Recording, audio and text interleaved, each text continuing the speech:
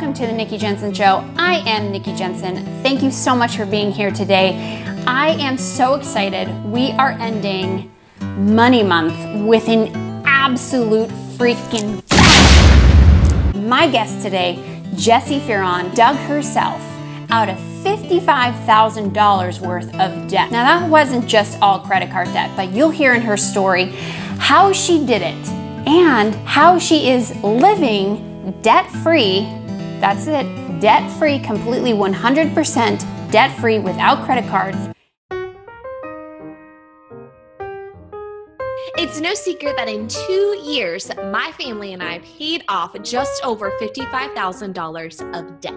That was such an amazing feat for us. We have been on this debt-free journey for a very long time, and being able to finally cross that finish line where we had paid off my student loans was such a hurrah moment. And this year, 2017, this is going to be the year that we pay off the mortgage, which will make us 100% debt-free. Jingle bells, jingle bells, jingle all the way. So Christmas is right around the corner. What are you going to do for Christmas gifts?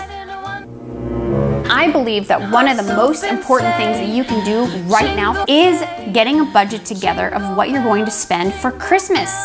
I know that my husband and I, we really do need to sit down and talk about Christmas and what we're going to spend on each child. Speaking of children, what do the kids have to say about money? Take a look. Do we have a lot of money? No, we don't have a lot of money, but my dad gets paid because he's a police officer. And what do you want to be when you grow up? Teacher? Do you want to have a lot of money? Yes. Why? Maybe so I can get new stuff in my classroom or something. Like maybe I can get new toys for maybe like reading groups. Okay. Do you think $100,000 is a lot of money? Yes. Yes. What do you think about saving your money? I think that's good because when you finally want to spend your money, you have a lot of money to spend. Maybe you can get a lot of toys. That's just mine. But if you're like a grown-up, you probably want to get stuff from maybe the house, food, gas, water. But if you're like 7-year-old like me, you would probably want toys, water, I'd want food, and I'd just want clothes. I'd want like maybe bows or hats. What do you think about money? Money is cool, and I really think it's good for like getting toys and like getting food and water and mostly drinks. And I just like money to buy toys. Do you save up your money? Yeah, so I can get a huge thing. What do you think about rich people? I think they're nice because like they're really like poor people sometimes are a little mean because they yell at you if you don't really give them any money. And they'll like ask you and then they'll try to hunt down your house and then steal all of your money and toys and food and water so they can mostly survive. And I think about rich people, they're really cool, but if they have a lot of money, that doesn't make you have a family. It just makes you rich.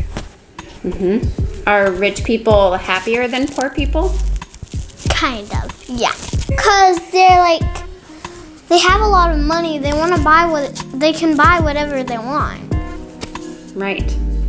Like, as a 7-year-old like me, I'd rather buy toys and have punch and buy candy and food so I can have lots of energy and water, like, so I can live.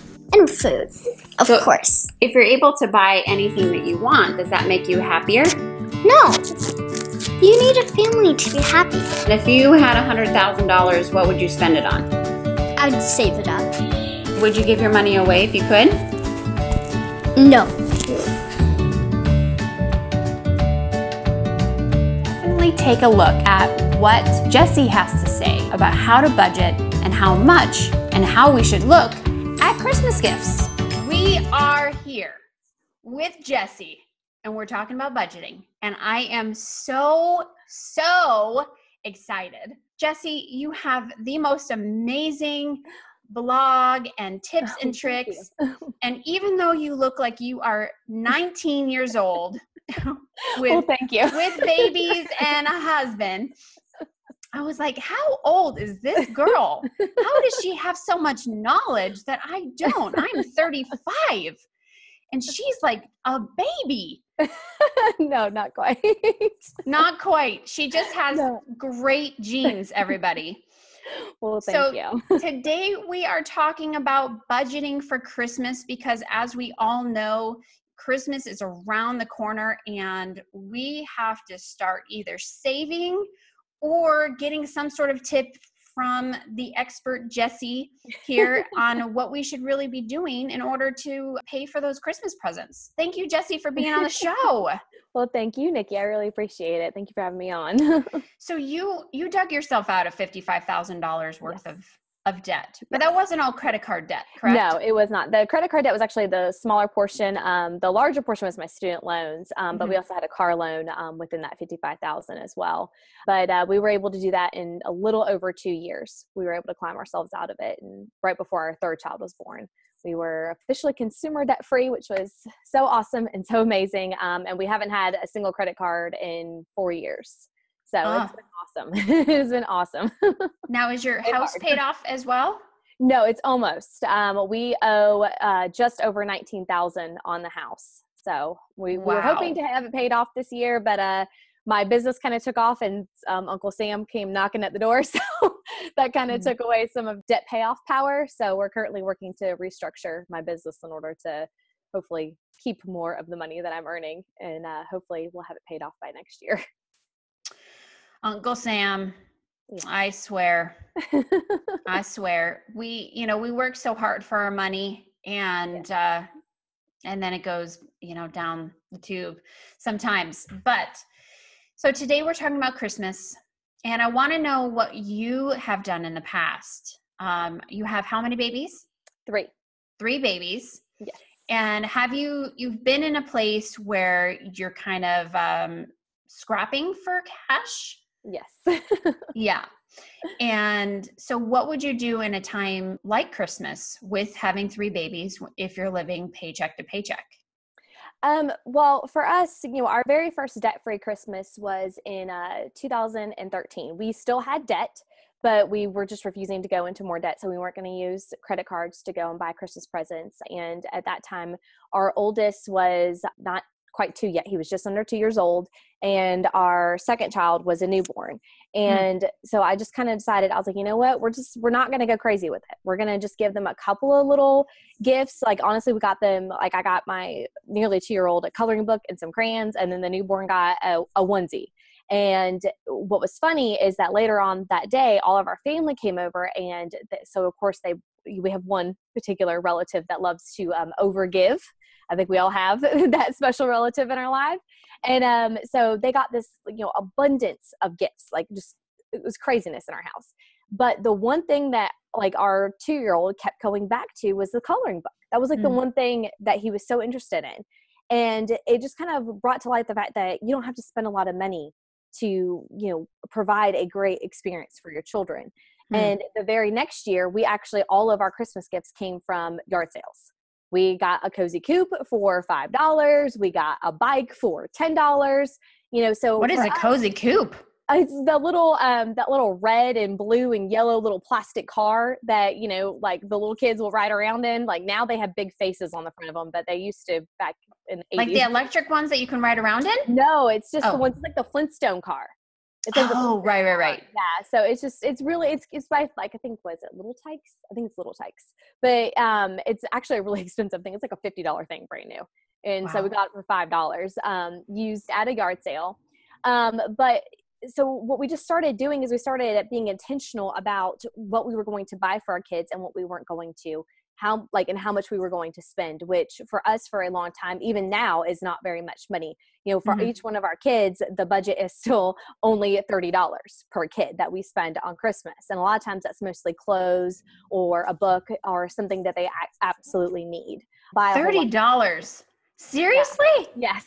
Ooh, I'm starting to sweat. I don't. Well, I mean, but we are also, again, blessed that, we live so close to our families. And so they all come to our house on Christmas Day, and for Christmas afternoon for, kind of dinner or whatever. So they will bring gifts and things like that. So our kids end up with a lot of stuff by the end. So we are very blessed in that aspect. And so that's one of the reasons why we decided we weren't going to spend very much money. For me, I don't really want to cultivate a season where it's all about just what they're going to get. For me, it's more cultivating a season of, okay, yes, this is really exciting. Like, Santa came, like we're going to open these gifts, but we also have to remember to give. And so every Christmas before Christmas Day, our kids actually have to give away some of their toys to the less fortunate.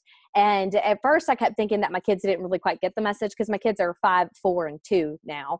Last year on Christmas Eve night, my 5-year-old, he got a whole bunch of little cars and things that he didn't want anymore, a bunch of little Hot Wheels cars and things. And he started putting them in the stockings. And he said, these are for Santa to give to other kids on Christmas.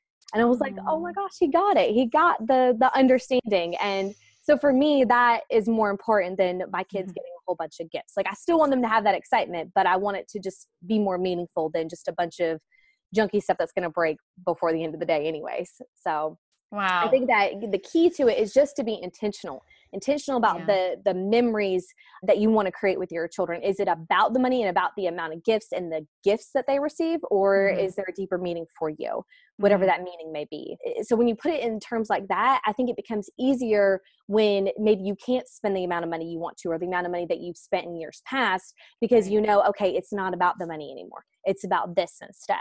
And so it becomes a little bit easier to kind of swallow that really tough pill, because it is hard, when you go on Instagram on Christmas morning and you see your friends who have Christmas trees piled high with gifts, and you're looking at your Christmas tree going, okay, there's like 3 things under that tree. Like that's kind of sad, right? But it's not sad.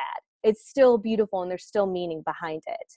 And so that's my biggest thing that I always want to encourage everyone, is to remember the meaning behind, the giving and behind the season. And that kind of, I think, takes the sting out a little bit. If you are living paycheck to paycheck and you don't have the additional funds in order to pay for the really big Christmas. And so when it comes to the mechanics of actually making it work, the biggest thing that you'll have to do is look at the money you have sitting in your checking account. I call this the quick start budget. This is, for me, like one of the easiest and fastest ways to get started with budgeting is to look at the money you have sitting in your checking account right now.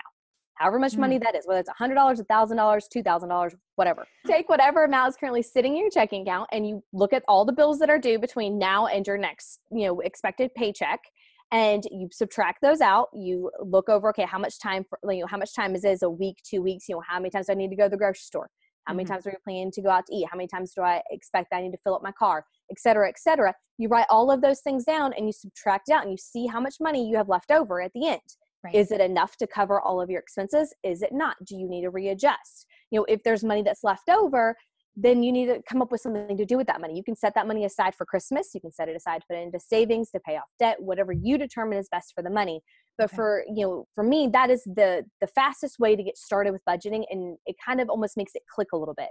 Because sometimes when we think in terms of budgeting, we're almost using imaginary money, like Monopoly money. Okay, well, we know that we're probably going to make this amount of money this month, but I don't actually have that money. So there's a little bit of a disconnect when we're writing out our budget, because we're like, okay, well, this is all great and pretty on paper, but how does it translate to real life?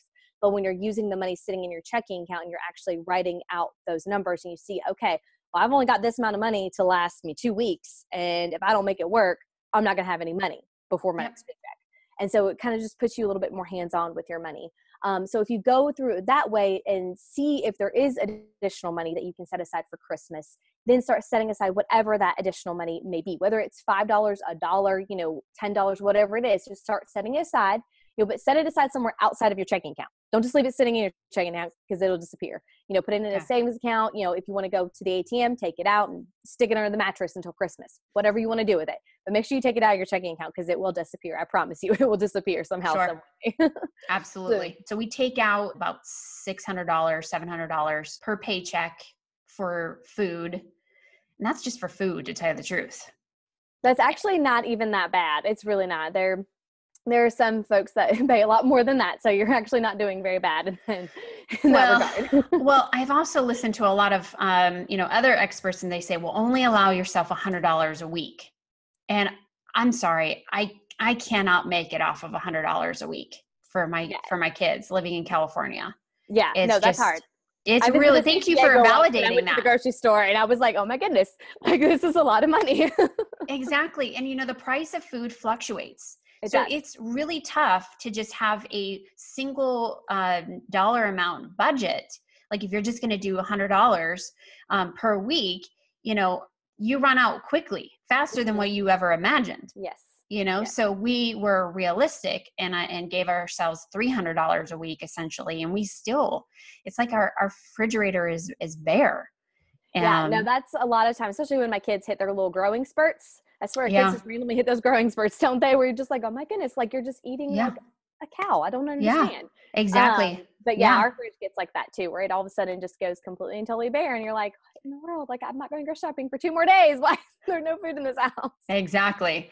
Yeah. And especially when their friends come over, it's really, it's hard and, you know, disempowering sometimes to budget for those kinds of things. It feels like, you know, I feel like I shouldn't have to budget for food, but you know, I think it is essential, especially if you are living paycheck to paycheck. You really have to bunker down. Would you agree? Yes, absolutely. Okay. Absolutely. And food is one of the, it's outside of your, you know, your monthly bills as far as utilities and, you know, your rent or your mortgage. Usually food is the next largest expense on anyone's budget. And it's the variable expense. It's one that we have a lot more control over because we really can't control our rent payment. We can't really control how much we're paying for our mortgage or our utilities. You know, we have a lot more control when it comes to how much we're going to pay for our groceries. And so, yes, there are absolutely things and ways in certain seasons in life when you should maybe have your grocery budget as low as possible. You know, maybe you can't get it down to $100 a month, but maybe you can still reduce it, you know, by, you know, 30% or 40%. You know, any reduction can, you know, greatly improve your budget and, you know, help balance it out a little bit more to create additional room in your budget. I mean, we had to do that when we were right after we had paid off all the consumer debt. Our next big goal was to save up a 3-month emergency fund because my husband wanted to quit his corporate job that he was no longer in love with. Wow. Yeah. And so we wanted to have a cushion. We wanted to have a really solid cushion because we're a one-income family, you know, and my business hadn't quite, you know, it was earning a little bit of money, but it wasn't earning enough money that we could realistically live off of if something didn't go right. And so we wanted to have a cushion. And so we kind of scraped by a little bit. We just kept the grocery budget as low as possible. Like I had to go through and make we had to make our own homemade bread. We had our garden. We did a lot of things in order to reduce our expenses. One of the things I learned is that, you know, I quit buying a lot of fresh produce and bought frozen produce. Wasn't the best solution to the problem, but we still had produce. And so doing certain things like that so I could lower the grocery budget really, really, really helped because that, again, is one of the biggest expenses that we can control. And that if we can lower it, we can end up creating a lot more room in our budget in order to funnel whatever other goal we have in mind, whether it's saving an emergency fund or saving for Christmas or paying off debt. Right. I love that. Thank you so much. And because you host Christmas, do you have a Christmas budget for the meal? We do. Basically, for us, what we do is we ask everybody to bring either something to eat or something to drink. So if they want to bring, you know, a bottle of wine or, you know, beer or liquor or whatever they want to bring, or a soda, or if they want to bring a dessert, or if they want to bring, you know, a side dish, they are totally welcome to bring whatever they want. That's sort of the mission, is bring one thing with them. We always provide the ham. My husband has a smoker, so he loves to smoke the ham. So we provide the ham, and we provide 2 sides. Usually it's either like green bean casserole, or it's like a cornbread casserole dish thing. We provide, you know, all the water that you want to drink and the juice for the kids, and that's pretty much it. And everybody else comes, and then we just eat and we have a great time, and it's a lot of fun. It's a lot of fun. Our neighbors all come over. Everybody comes over. It is Southern style. I love it. It is. It totally is. Like literally our door is like a revolving door. Like our next door neighbors are like my kids' adopted grandparents. I call them Papa and Uma, and they're always over there. And so. Oh, I love that. I love that. So what do you think? Credit cards for Christmas, good or bad? For me personally, they are bad because we don't use credit cards anymore. We committed to the fact that we were just never going to use them again. I know a lot of folks love to use their credit cards. There are some people that have more self-control than I do. And if you are one of those people that has that self-control, more power to you. The only way that I think that you should ever consider using a credit card is if you can realistically pay it off before the month end. If you can pay it off in the same month that you are swiping and putting the charges on there, great. great, because then you're not incurring interest. You're not doing any of that. You're earning your little cash back or Sky Miles or whatever it is. But unfortunately, most people can't do that. Nope. Or, you know, we, like me, like I'd be like, oh, well, I'm going to get so much cash back on this. And I would just swipe the card, and not really think about it. And then the cash back I was getting was honestly nothing in comparison to what I had spent. And a lot of times I would have to use my cash back in order to pay back the bill, because I didn't really have the money to pay back the bill. Yep. And so for me, it was like this never ending cycle. And so to still earn cash back, I use websites like Ebates, which basically is a website where you go to and you can click on whatever online retailer you want to shop at. And you click there first, and then you make whatever purchases you want, and you'll earn whatever amount of cash back that they're offering that particular store. I do this a lot with Walmart, because my Walmart has where you can pick up the in-store pickup or whatever. And so what I'll do is I'll go on Walmart, or go to Ebates, go to Walmart, buy whatever it is online that I can buy online at Walmart, then head to my local Walmart, do my grocery shopping, pick up my other stuff. So I've actually earned cash back on half of my Walmart purchase without actually having to use a credit card. Hallelujah. Hallelujah. That's exactly why we have you on the show today. Ebates, everybody. That just blew my mind. And I hope that everyone just went, yes, I'm so happy I watched this show today.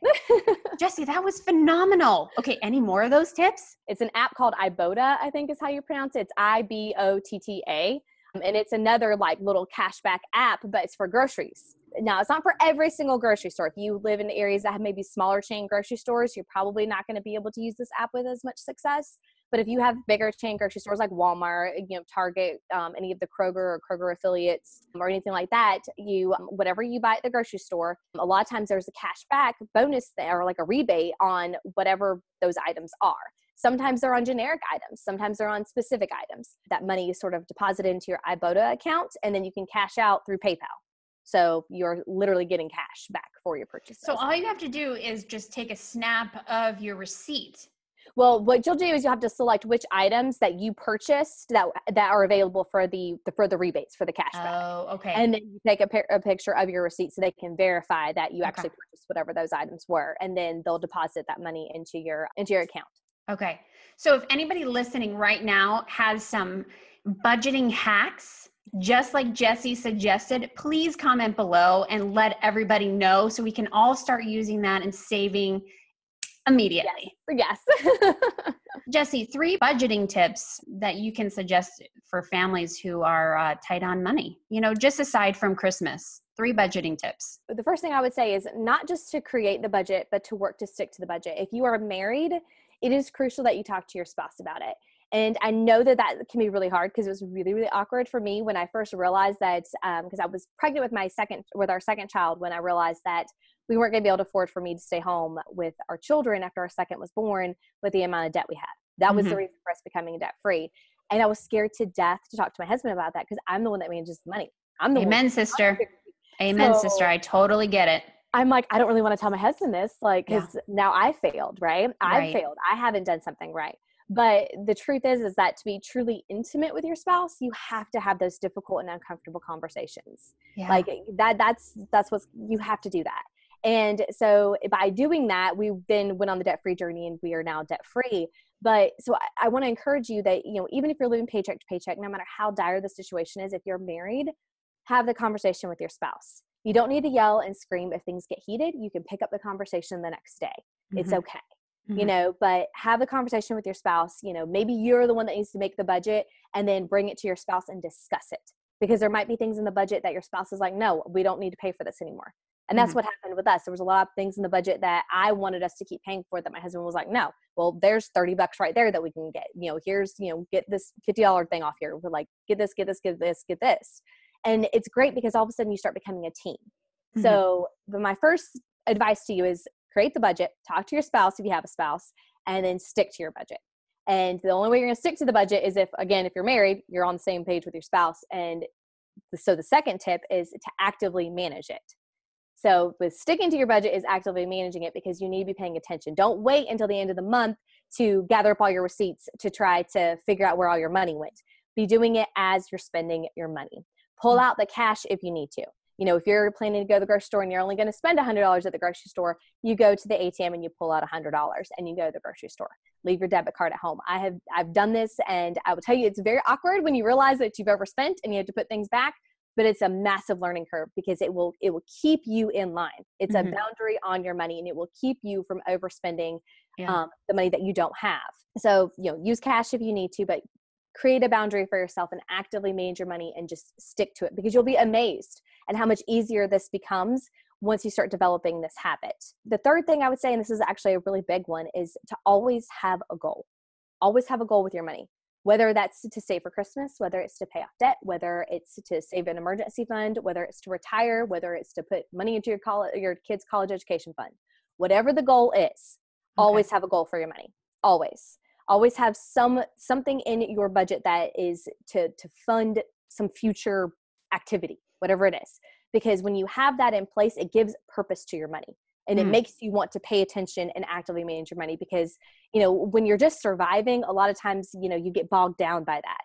But if you have something to look forward to, you get excited, and you're a whole lot more willing to try to cross that finish line when you know what you're looking forward to. That is life-changing. That is definitely life-changing.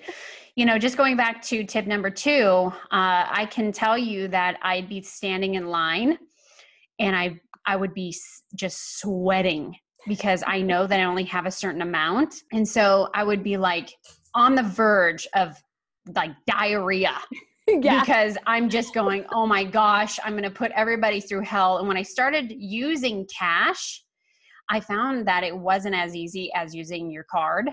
Because your card, you just swipe it. And a lot of people are so disconnected now with using cash. They don't even know how to count back cash. I know. This is terrible in society that we have disconnected ourselves from the green stuff. And I can just say to you that I was the same way. I was disconnected from my cash in my wallet until I heard that you have to connect yourself again with the green stuff, because, you know, the green stuff has, or whatever color money you have, has a frequency and an energy about it, can actually grow from just using it more often, because the card, there's a disconnection.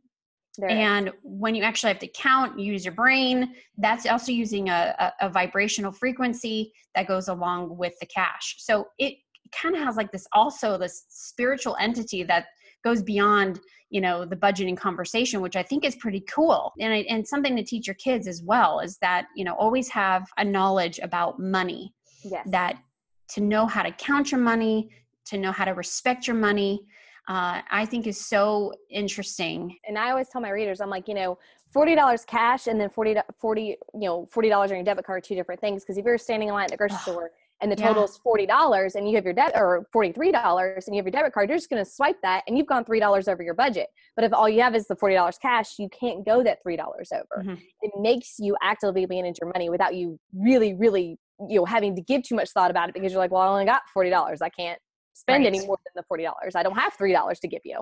And I will often tell the cashiers, look, I only have $100 here. So if it goes, I'll put the groceries in order of highest need to lowest need, because I know that I'm going to have to either cut if I did the math wrong, which most, like 99% of the time it is wrong, that I will have to ex-nay, you know, a certain amount of items to get to that $100. But here is the fascinating thing. Most of the time, I'm right on. Without really even calculating in my mind. It's just that I have put the intention out there that I'm going to only spend $100. I load the grocery cart up, and then sure enough, it's like 99.9, 90, you know, and you're like, wow, that was really, really cool. Jessi, thank you so much for being on the show. And you really have put such a great ending to Money Month here on the Nikki Jencen Show. And what an honor it is to talk to you, and thank you for all of your knowledge. And I appreciate you, and I hope that you come back on the show again. Well, thank you. I appreciate it. And I would love to be back. Thank you, Nikki. I really appreciate it. Absolutely. What did you think about this show? Jessi is freaking awesome, right? I know. If you haven't subscribed yet, hit that subscribe button. I am so thankful that you are here every single week just waiting for the show to come out. A new show comes out every Thursday at 3 p.m. Eastern. My intention for Money Month, and we did end on a freaking bang, right?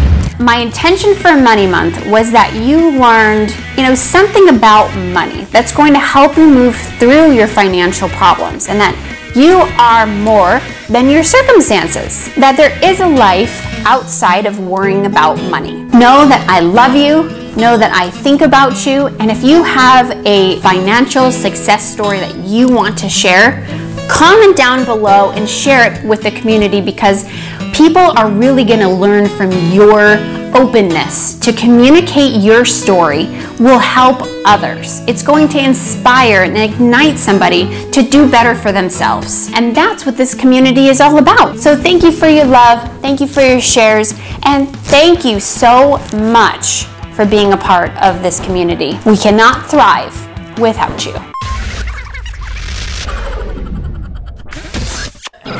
Why can't I talk today? Bye!